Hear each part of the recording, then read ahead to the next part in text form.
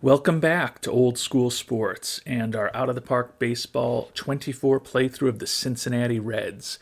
We are at opening day for the 2024 season through our first full off season as general manager of the Reds. And we made a number of big moves in this off season. At the end of our last episode, we had figured out what the 13 pitchers who were going to make our 26-man roster were, who they were. And we had some uncertainty about the 13 position players we were going to bring north to us.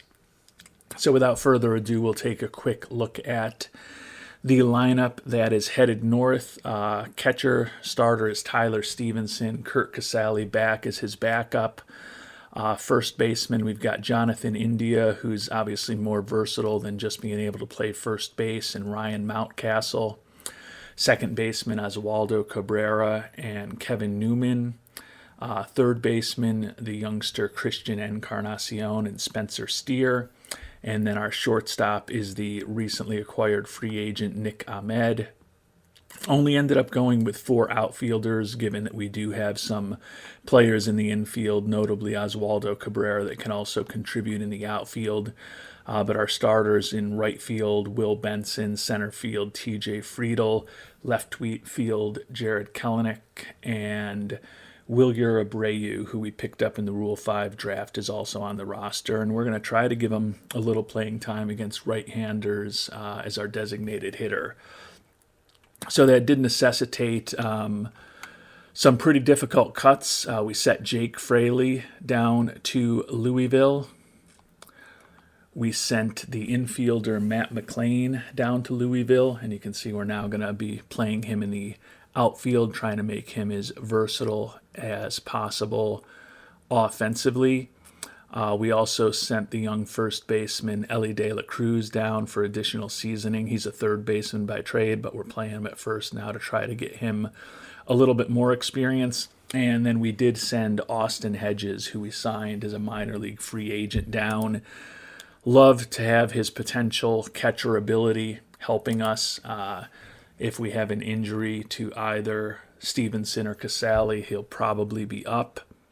But we made the difficult decision to go with players who are a little more productive offensively than Hedges at catcher, at least for the time being. So taking a look at the preseason predictions, we ran through the first simulation here, and we're expected to be 82-80. This was a 77-win team last year, so that would be 5 games of improvement. It would obviously be a nice achievement to get over 500.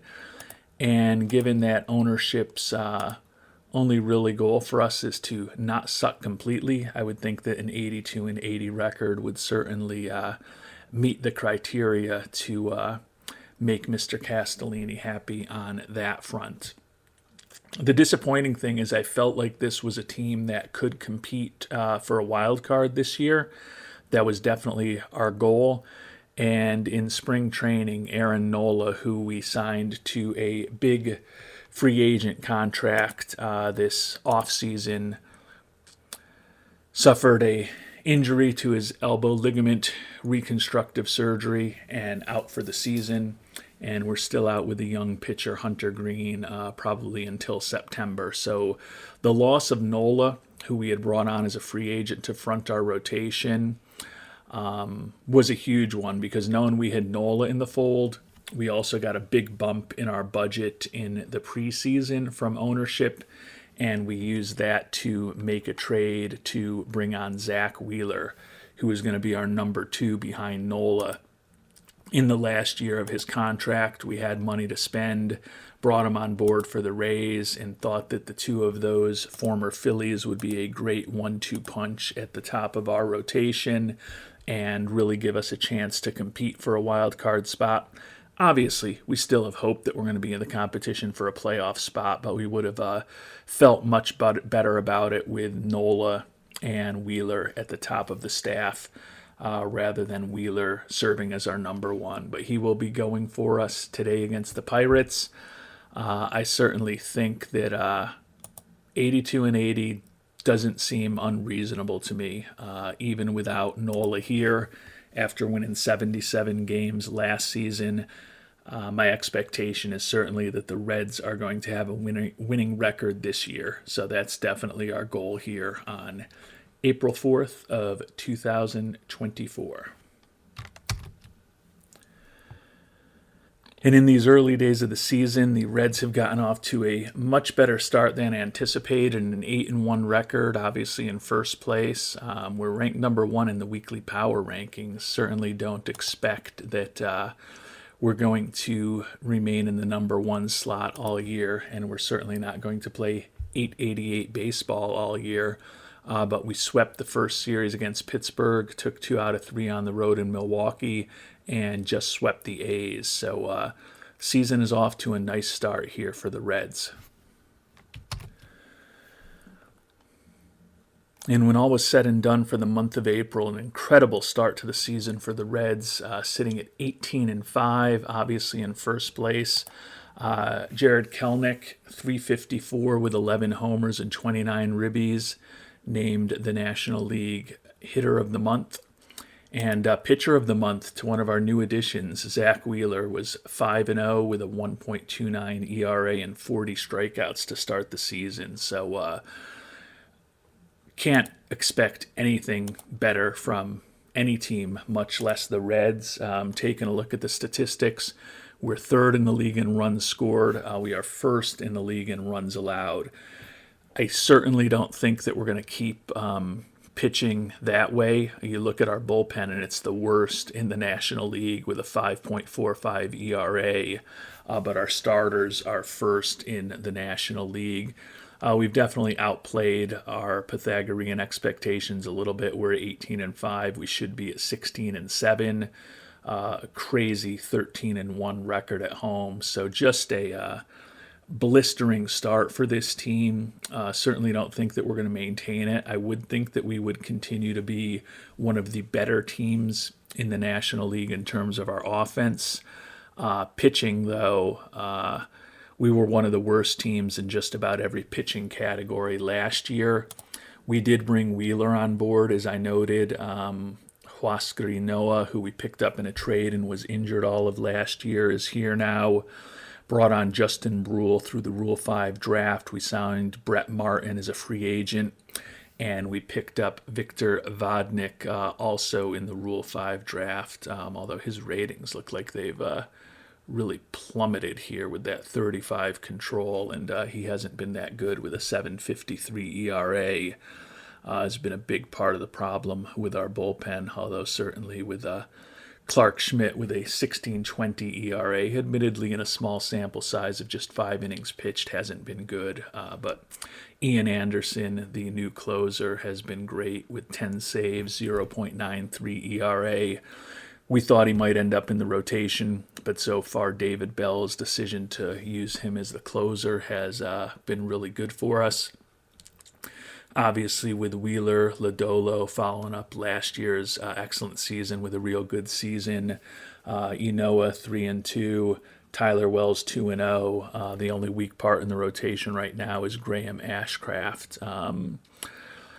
So it's been a really nice start, particularly with the pitching staff. As I was commenting, though, we did bring on about 5-6 new pitchers into the mix here, but certainly with Nola not being part of the staff for this season, would not expect that we're going to end the year number 1 in the National League in terms of runs allowed. Think that there will certainly be some reversion to the mean and reversion back towards our expectations there in the coming months. But with a 18-5 start, I was saying that I just want to be over 500 with this team, but certainly when you get off to a start like that, 5 games up in the division on May 1st, you want to be as competitive as possible. So maybe we will surprise some people and get the Reds into the playoffs here in 2024. And just checking in quickly on the financials, attendance is over 40,000 a game this year. We only dropped our ticket price by $1 from last year when we only averaged 25,000. But with the big increases we made in fan interest, you can see we sold more than twice as many season tickets as a year ago. And our overall revenue per game is on track to be up more than 50% from a year ago. I think the progress that we were making with these financials is part of what, when we got to the preseason with season tickets selling at a pretty high pace, I think that did encourage ownership to bump up our budget even further.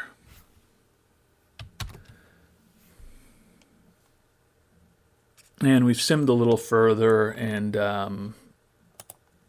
got an updated scouting report on Victor Vodnik. That control is a big problem, and the stuff and movement are only a little bit above average. Put up a 9 ERA for us in 16 innings pitched. He's walked 12 at this point.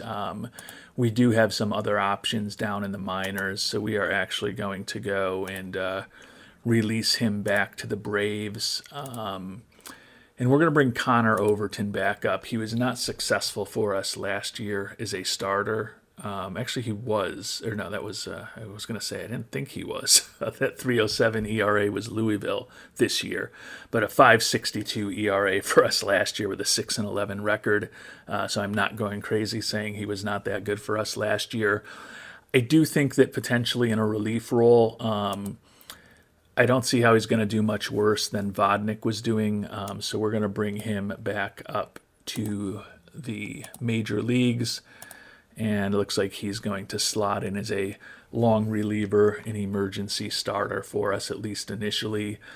Certainly there is potential if Graham Ashcraft doesn't kind of improve over his next few starts, that an Ian Anderson, a Clark Schmidt, if he gets his act together, and or a Connor Overton could eventually get slid into the rotation to take over for Ashcraft, since we are certainly still 3 months away from Hunter Green being in the mix to potentially help us out in the starting rotation.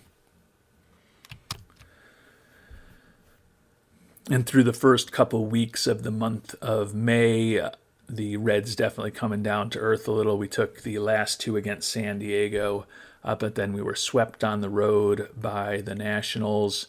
We split a 4-game series at Philadelphia, and then we lost 2-3 home against the Nationals. So Nationals certainly look like a team that we've got some trouble with.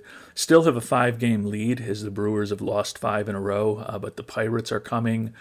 But if we could have signed up a month and a half ago to be 23-12 on May 13th, I certainly would have taken it, even though we are 3-7 in our last 10 and certainly struggling a bit coming back down to earth here in the month of May. Kelnick still having a big-time year, second in the league in homers, second in batting average, leading the league in ribbies, leading the league in OPS, leading the league in batter war. Wheeler leading in strikeouts, followed by Lodolo. Wheeler leading the league in wins. Ian Anderson second in saves. And Zach Wheeler third in pitcher war. Don't want to bemoan what has happened in the past at this point, but with this 23-12 start without Aaron Nola, certainly there is a part of me wondering what this season could potentially have been if he had been healthy, but it is not the case, and I will try not to mention it again. And we're coming off of a 500 week, which I guess is progress. We took 2 out of 3 at home against the Cubs, then lost 2 out of 3 in Cleveland. We've got Texas and the Marlins coming up this week before 3 home games against the Mets, and then the start of a weekend series against the Brewers to finish off the month. I think it is time for us to make a change in the rotation. Ashcraft has now pitched 8 games, has a 6.46 ERA. This move may be controversial given that Clark Schmidt has a 9.53 ERA, but it's obviously a small sample size. When I look at the ratings of Schmidt and the 5-pitch arsenal that he has, I don't think he can be worse than what Graham Ashcraft has done, given his pitching ratings and his 3+ pitch arsenal. So we are going to swap Schmidt right into that number 5 role, overrule what David Bell wants to do at this point.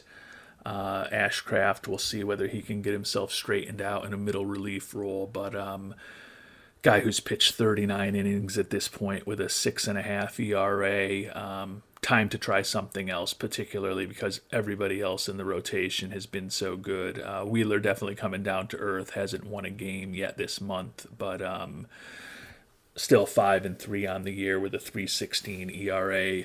Lodolo still undefeated. Inoa 5-2, and Tyler Wells 5-1. So all 4 of the first 4 starters look like they're on their way to 16, 17 win kind of seasons here. Actually, more than that, 41 games into the year. They're all on their way to 19 or 20 win seasons if we can keep that pace going. I am certainly not expecting there to be 4 20-game winners on the Cincinnati Reds in 2024, even with the great start that the pitchers are off to and the great start the team is off to.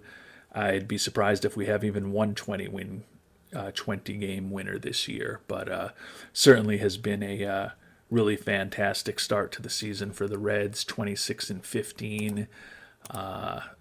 Getting a little tighter, Brewers 3.5 back, but we are definitely in the mix here as we get towards the end of May in terms of being a team that hopefully can compete all season long to earn a berth in the National League playoffs. And it was kind of a rough start and a rough finish. A rough start to the month and a rough finish to the month of April, to the month of May, if I could speak properly and think properly. For the Reds, record is down to 30-21 as June begins. We are still in first place, but now we are tied for first place with the Brewers, who have made up 3 games on us in the last 10. They've made up 2 games on us in the last 2. Not a surprise to see that we went 12-16 in the month of May. We're still second in the National League in runs scored, so we've actually improved there. But the pitching has come down to earth a little bit, 5th in runs allowed. Somewhat surprisingly, though, we're still first in starters ERA, not as exceptional as it was a month ago, but the bullpen has been a much bigger issue than the rotation thus far. The positive thing, though, is that 30-21 record is right in line with our Pythagorean expectations. If we can get things turned around in the month of June and just kind of play at the pace we've played over the course of the first 2 months of the season, perhaps we're a team that's going to remain in this playoff race for an extended period of time.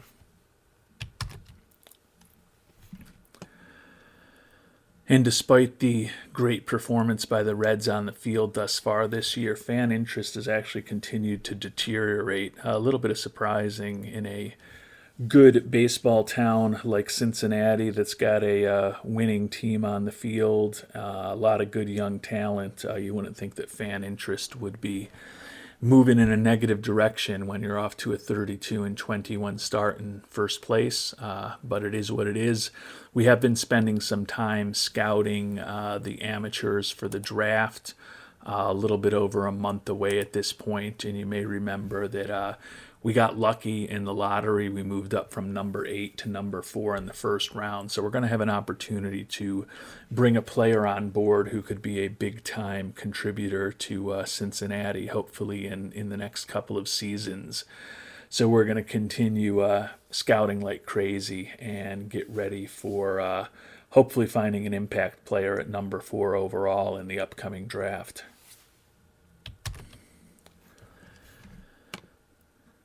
And midway through the month of June, been a pretty streaky month for the Reds. We won our first 5 games, then we proceeded to lose 5 out of 6 before winning the final game in Seattle.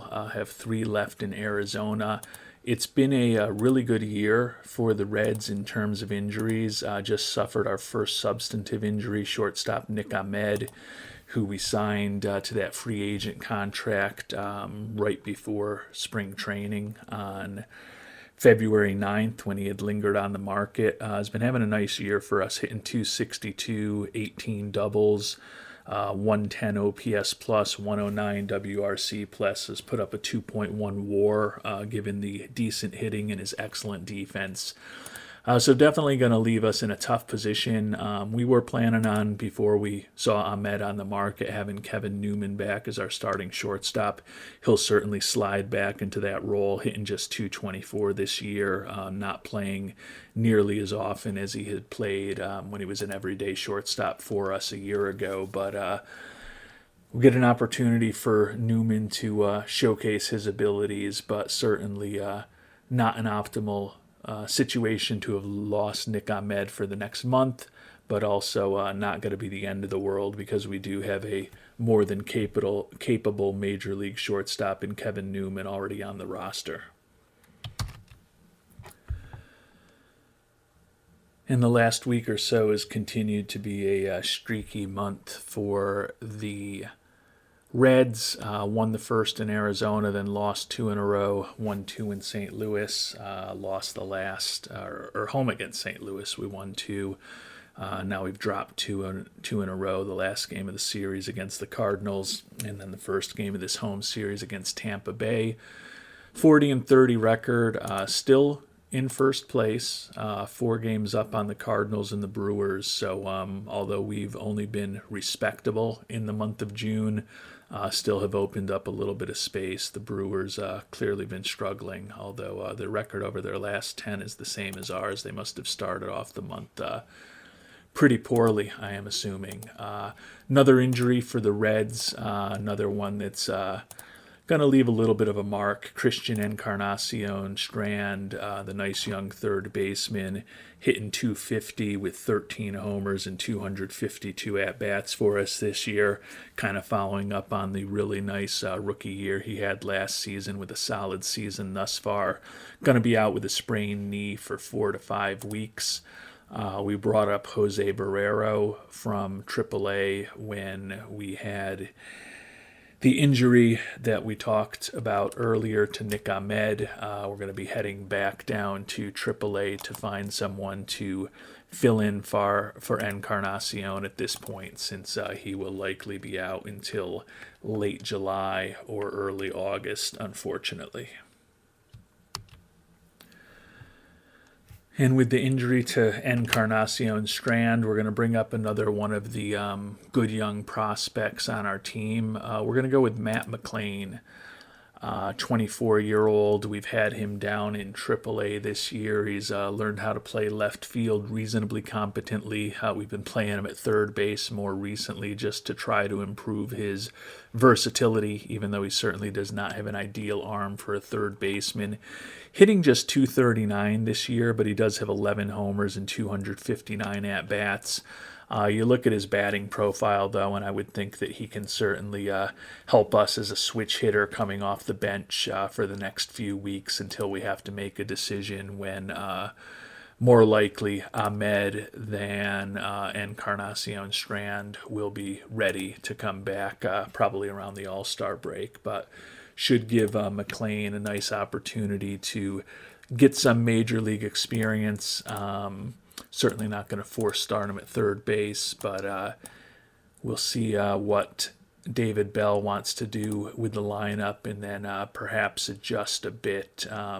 May end up platooning McLean with somebody to ensure that he gets at least some regular at-bats somewhere. Looks like he is a little bit better contact against left-handed pitching, so maybe we'll try to ensure that he can play a couple of days a week against left-handers or something like that. And unfortunately for the Reds, the end of the month of June was brutal. Swept in a 3-game series at St. Louis, lost 2 against the Cubs. Looks like we also lost a game to rain along the way, most likely. So thankfully we're into July, but we are, for the first time all year, not in first place when we've checked in. 42-35 record, 1 game behind, and we're actually in third place now in the division. So the race has certainly tightened up. The Cardinals in first, the Brewers half a game back, and we are one game out with those 5 losses in a row. We still are up 2 on the wild card, up on the Phillies. So, given that we are approaching the midway point of the season, certainly can't complain about the way that the Reds have played. It's just that we've gotten there in a bit of a frustrating way after having that incredible month of April to get our hopes up. We've now had losing records 2 consecutive months in May and June. Runs scored, still pretty solid, 4th in the National League. We have slipped down to 6th in runs allowed, although shockingly our starters' ERA is still the best in the National League. I know I said I wouldn't mention it, but it does make me wonder if we had Aaron Nola, how good our starting rotation would be this season. But certainly not going to complain with a 42-35 record. Our goal was just to get the Reds to have a winning record by the end of this season, and 77 games into the year certainly seems like that is something that is very, very possible.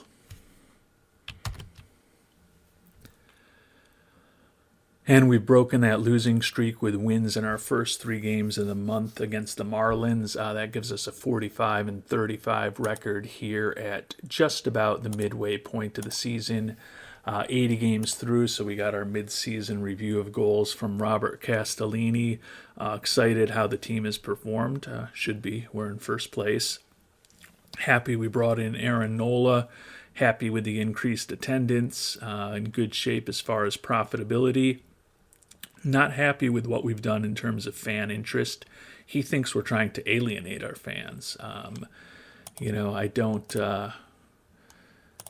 I know those of you who have watched many of my videos have heard me rail. I don't want to say rail, but have heard my disappointment perhaps with the way the fan interest dynamic works. And I think this season is an example of that. I believe we were 84 or 83 when the season started, so fan interest has dropped off by 7 or 8 points this year, despite the fact that we have a young team that is in first place, which seems a little bit unrealistic.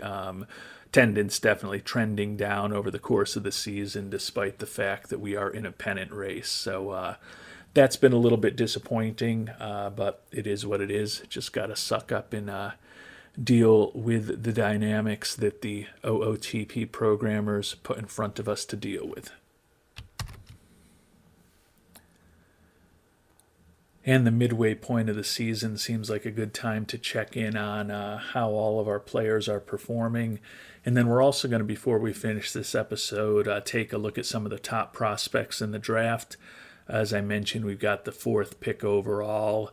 I'll take a look at a few of the top prospects, and hopefully if those of you who are still listening and or watching at this time have any strong opinions on who we should take in the draft, would love to hear them in the comments down below before we do our next episode. Zach Wheeler's been solid as our ace. The record is down to 7-7, so he certainly has not been as effective as he was in the month of April when he won the Pitcher of the Month award, but 7-7 with a 3.05 ERA, 99 strikeouts. Nick Lodolo continues to be a revelation. Last year he was 11-7 with a 2.76 ERA. This year 10-1 with a 2.79 ERA. He struck out 122 batters. He's a fly ball pitcher with very poor movement. In the home run totals this year are a lot more significant than they were a year ago, when he definitely had a lot of good luck keeping the ball in the yard. But given that the home run rate has increased materially, it's very surprising that he's putting up numbers similar to last year in terms of his ERA. He's got an even better whip than a year ago. ERA plus still really strong, FIP really good. Probably not going to lead the league in WAR again for pitchers, but still having a really nice year. Huascar Ynoa, proven to be a real good acquisition that we made with the Braves. May of last year when he was injured. He's done a nice job for us. 7-6 with a 3.21 ERA has helped fill part of the gap caused by the injuries to Nola and Green. Tyler Wells, another guy that we picked up in a trade at the beginning of this playthrough when we were kind of going hard at revamping the roster. And I know that some of you didn't like us being that active, but in the case of Wells and Inoa, those trades seem to have worked out for us a bit. 8-3 record with a 3.38 ERA. So he's done a really nice job for us. We do continue to struggle with that number 5 spot. Schmidt is now 1-3 on the year with a 7.30 ERA. Ashcraft, as we talked about earlier, was in that spot for the first 8 starts of the year for the number 5 hole, but Schmidt certainly hasn't done much better.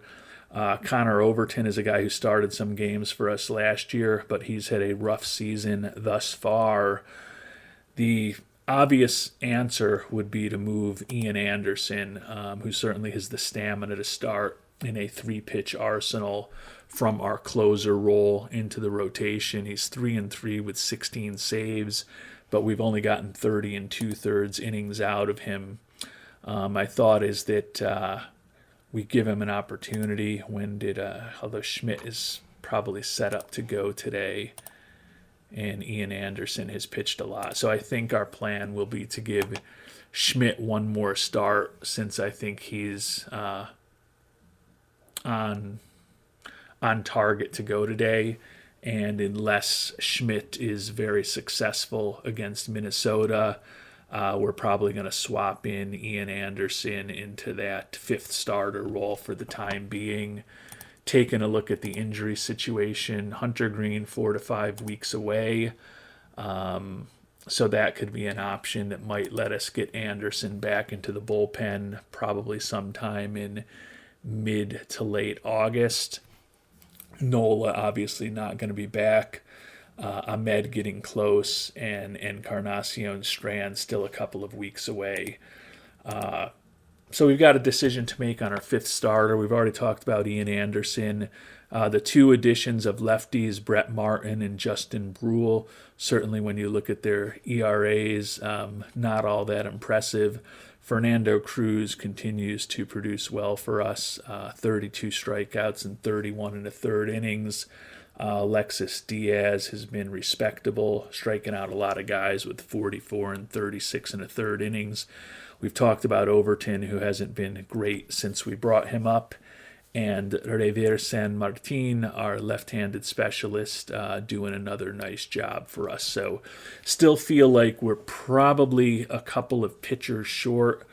We do potentially have Hunter Green coming back, but as we get closer to the trade deadline, if we decide that we're going to try to compete, and with a 45-35 record, unless things really fall apart over the next 2 or 3 weeks, it probably makes sense to try to compete this year. I think adding an arm to either help our rotation and or our bullpen is probably a logical path for us to try to go down.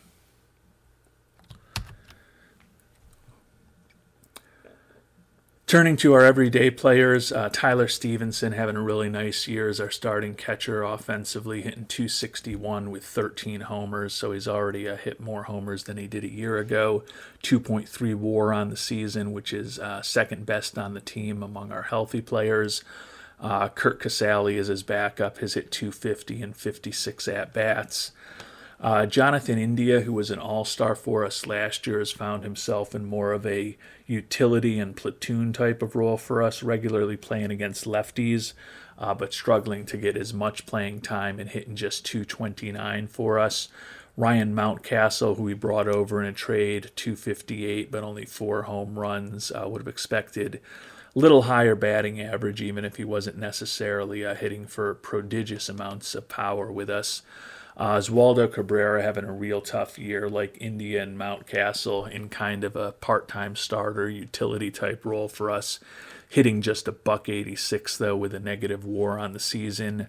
Matt McClain hitting .229 in the limited playing time that he's got. Spencer Steer at third base, 238 average and 10 home runs. Jose Barrero has been up for a little while, hitting 263 in a very small sample size of 19 at-bats. Kevin Newman hitting 232, obviously getting more playing time over the past several weeks now that Ahmed has been out with that injury. The outfielders are where we've been generating most of our offense. The Rule 5 acquisition, Wilyer Abreu, has not been good, hitting 225. Does have 14 doubles, but just 4 home runs in 236 at-bats. I still like his profile as a potential 4th or 5th outfielder down the line. I think at this point we're pot committed to trying to keep him on the major league roster for the course of this season to claim his rights officially from the Red Sox organization. He certainly doesn't have anything left to prove in the minors after hitting 347 with 20 homers and 222 at-bats in AAA last year. So we'll continue to use him as a somewhat regular player in our lineup. Kelnick is the best player on our team, 3.6 WAR, stole 8 bases, which is tied for the team lead with TJ Friedel hitting 309 with 24 homers, 71 ribbies. Friedel has a 1.8 WAR on the year, hasn't done much offensively, 248 average with 9 homers and those 8 steals that we mentioned. But I think we've probably been getting pretty good defense out of him. His defensive efficiency and his zone rating, both in slightly positive territory. And then Will Benson, the young right fielder, hitting just 249, but does have 12 homers in 201 at-bats, put up a 1.1 WAR for us on the season. And then we're missing 2 important players at this point. Nick Ahmed with that 2.1 WAR. We talked about him, 262 average, great defense at shortstop. And Encarnacion Strand had hit 250 with 13 homers for us and 252 at-bats. So 2 pretty important players on the injured list for us as we begin the month of July. Fortunately, we should have both of them back before the end of the month, which will lead us to have to probably make some interesting decisions. McLean and Barrera were the guys that we brought up from AAA. Doesn't necessarily mean that they're the ones that will be going back down. We'll have to figure out what the prudent course of action is when we get to the point where we've got to make some decisions, which, as we've talked about in the case of Nick Ahmed, could be only 3 days away. I am going to sim one more game here right now just to see what Clark Schmidt does in game number 81. 1-0 loss, so Schmidt actually did reasonably well with 6 hits, 5 strikeouts, 1 walk, 1 earned run over 5 innings. Game was called in the 8th inning due to bad weather, so that's kind of a bummer. 1-0 loss after 8. Would have loved to get another crack at the Twins in the 9th, but it is what it is. So I guess following a performance like that, it's hard for me to take Schmidt out of the rotation right now. He's certainly going to have to continue pitching very well to retain that role. But right now we'll keep Ian Anderson in the closer role, give Schmidt at least one more start to see if he can remain productive. Taking a look at the standings, still up half a game on the Brewers and up 1 game on the Cardinals. So it's a very tight NL Central at this point, and you can see that the Cardinals, who are just a game behind us, are tied with the Phillies and the Braves for the 2nd and 3rd wild card spots. So it's a big battle that we've got ourselves in. Right now we are a division winner, and we still somehow have the best record in the National League, but we're really only a game and a half away from being out of the playoffs. So it's going to be a potentially pretty crazy July, August, and September as we try to get this Reds team into the playoffs. And before we get into looking at the top prospects for the draft, did notice that Aaron Judge is having a monster year for the Yankees. Yankees tied with the Red Sox for first in a AL East that is just as competitive as our NL Central, with teams that are a little better thus far. Judge with 39 homers and 90 runs driven in.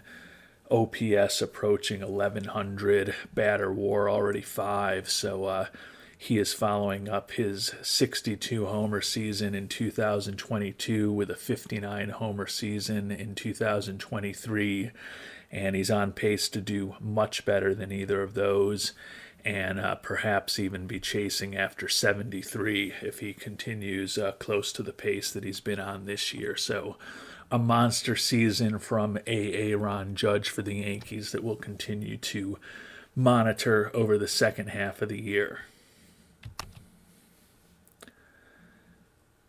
And as I mentioned, the Reds are going to have the 4th pick in the upcoming draft, so we're definitely going to have the opportunity to add somebody to help our team.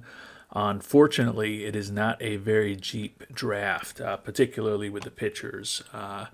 You can see that our scout thinks there's only about 15 pitchers who even have 2.5-star potential, and only one pitcher with 3-star potential. That's Joshua Hod. Actually not a bad prospect. He's basically got 3 pitches, a fastball, a curve, and a changeup that are essentially already major league quality, even though he's only 19 years old. Looks like he could have plus stuff, plus movement, and plus control if he completely develops, with the movement the most proficient at 65. I will say for 3/4 Badger, 65 is a good rating. That is not just a slightly above average rating. That is a well above average rating. If he gets to a 65 in movement, that would be a nice development for Mr. Hod. Whether he gets there or not, who knows? He's a fly ball pitcher, so it's good that he's got that potentially good movement, throwing in the low 90s, but he's already 19 years old, so that's not overwhelmingly impressive. 5'9", 155, so he's also not huge. But I think if we were going to go a pitcher, he's probably the most interesting prospect out there. Tend to think, though, that we're going to be a little more focused on the batters. Top prospect, at least according to our scout, is right fielder Connor Griffin. Excellent personality with high leadership, loyalty, adaptability, and work ethic. Looks like he can be a competent defensive right fielder. Potentially an excellent contact hitter with very good home run power, plus gap power, eye, and average at avoiding strikeouts if everything works out. Think he's a pretty interesting prospect, certainly if it was between him and the pitcher that we looked at number 4, Joshua Hod. I would certainly go with Connor Griffin over him. My hunch is he probably is not going to be around for us at number 4. Rock Reggio, 22-year-old college player out of Oklahoma State. Second baseman. Also can play a lot of positions in the outfield. You look at his ratings in the outfield, and he's competent out there. He's potentially competent at second base. 5'9", probably not going to play him at first base. Could play him at shortstop or third base if we had to, but not going to feel great about him defensively at any of those infield positions. But does potentially have really good contact, really good eye, so the on-base percentage from him could be pretty incredible. The gap power only potentially average, plus home run power, plus avoiding strikeouts if he fully develops. Low loyalty, decent base runner, pretty good at bunting. So definitely another interesting prospect to think about. Drew Downs is the only other player we see with more than 3-star potential. He looks like a potentially competent outfielder. I think he's probably, I do like the high work ethic. I think he's probably the least interesting to me out of these four prospects. I'd say I probably like Griffin and Riggio the best from a very quick look at them. Then I would probably go with Joshua Hod, and then maybe Drew Downs with the fourth is how I'd have them ranked. And this is very preliminary. This is the first time I'm spending much time with these guys. Obviously, I'm going to give it a lot more thought between now and the next episode, and hope that those of you who are still watching will share your thoughts in the comments down below. Before finishing up the episode, I'm just going to check out a few of these other players, run a few more searches, and just highlight maybe a few other players who I would consider taking with the fourth pick, to give you a little bit more of a universe to hopefully opine on for me.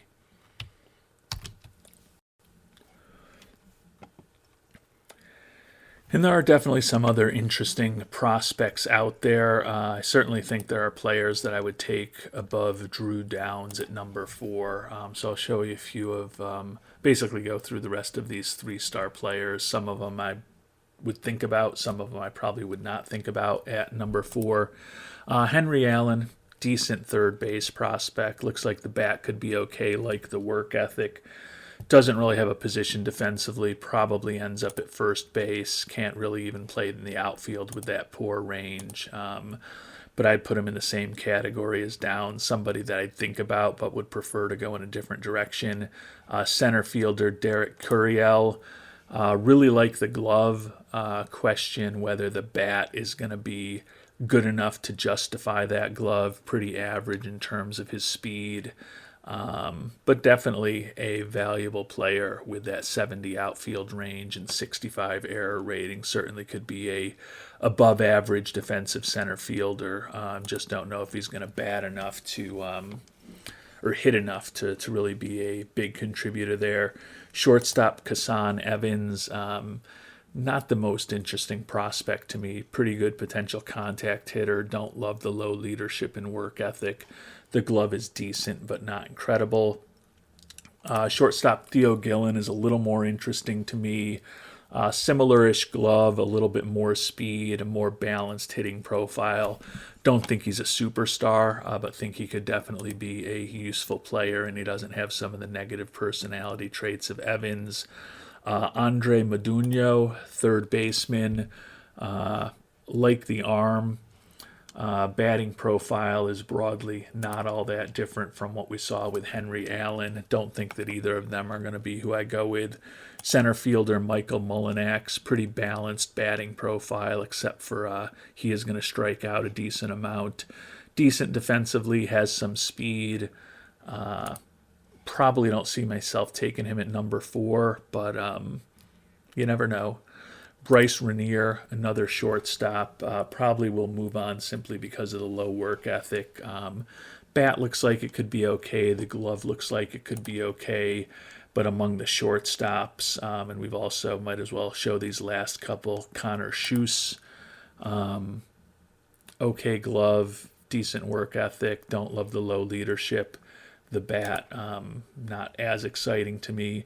And then Trey Snyder, he's kind of probably my second choice. Like the work ethic, like the adaptability. Think he could definitely play multiple positions at a major league level. Probably not an everyday shortstop. The bat looks like it could be competent enough. So among all of these shortstops that we've talked about, Theo Gillen and Trey Snyder are the two most interesting to me. First baseman Peyton Stovall, college player coming out of Arkansas. Looks like he's almost ready to hit at the major league level. Good work ethic, leadership. He theoretically can play second base or third base. I don't think you feel good about him at either of those positions, so he's probably a first baseman, could probably play left field if you had to. A closer prospect to the majors than most of the players that we've talked about. Probably a bit of a stretch to take him at number 4. Center fielder Will Taylor, another college player coming out of Clemson. Really like the glove, really like the speed. And the bat is not horrible. You know, I like the potential plus contact, potential plus eye, not going to strike out a lot. The lack of gap power and the lack of home run power don't have me thrilled. That said, if he really can get those up to a 45 with his speed, he could be a useful player. And Tommy White is the last of the 3-star prospects, according to our scout. Another college player coming out of NC State, another guy who's closer than most to being ready to contribute at the major league level. But I can't say that I really love his glove. Probably another guy who ends up as a first baseman or a left fielder. So a few other interesting prospects there. Real quick analysis, I would say I'm probably most interested in the shortstops, Gillen or Trey Snyder, if they were to be available at 4. But I would say that my hope is that a Connor Griffin, a Rock Reggio, or perhaps a Joshua Hod drop to us at number 4. Those are probably my 3 top ones right now. But again, this has been a very quick analysis. You have seen all of the time that I have spent on the amateur draft in this recent discussion. Obviously, we'll spend some more time on it before I actually make the selection.